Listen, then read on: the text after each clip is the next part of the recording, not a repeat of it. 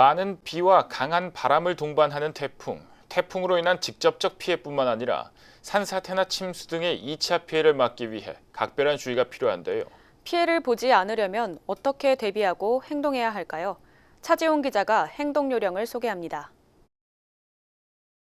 우선 TV나 스마트폰 등을 통해 태풍 이동 경로와 지역 피해 상황 등 관련 정보를 신속히 파악하는 것이 중요합니다.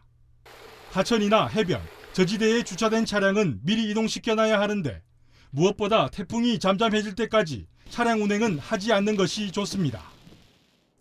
실내에선 문과 창문을 닫고 창문은 테이프 등을 이용해 단단히 고정시키는 게 효과적입니다. 강풍으로 인해 창문이 깨질 수가 있기 때문에 될 수 있으면 창문에서 멀리 떨어지는 게 안전합니다. 바람에 날아갈 위험이 있는 지붕이나 간판뿐만 아니라 농업시설물도 단단히 묶고 농경지 배수로 등은 미리 정비해야 합니다. 선박이나 어망, 어구 등도 사전에 단단히 결박해놔야 합니다. 들일이나 건축공사 같은 것도 자제해 주시기 바랍니다. 그리고 지붕이나 담장이 취약한 곳은 태풍이 오기 전에 미리 대비하시고 태풍이 일단 오면 대피해 주시는 것이 필요하다고 생각합니다. 본격적으로 태풍 영향권에 들면 외출을 자제해야 합니다.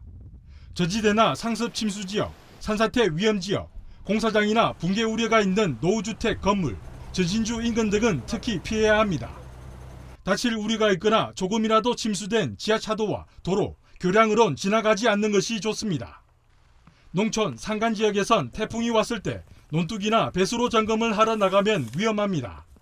해안 지역에선 해일 등으로 물에 휩쓸릴 위험이 있는 장소엔 접근하지 않는 것이 좋고 계곡과 물살이 센 하천 등지에 있다면 즉시 안전한 곳으로 이동해야 합니다. 태풍이 지나간 뒤에는 2차 피해를 조심해야 합니다. 피해를 본 주택 등은 가스가 새 수 있기 때문에 창문을 열고 충분히 환기를 시켜줘야 합니다. 파손된 전기시설을 발견하면 직접 처리하기보다 119나 관공서로 연락하는 것이 안전합니다.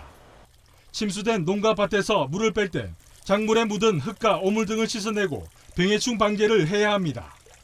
특히 많은 비로 인해 집안이 약해진 상태이기 때문에 산사태가 일어날 수 있는 산비탈면 근처나 해안가 절벽 근처엔 가까이 가지 않는 것이 좋습니다. 예측 불허의 재난 태풍.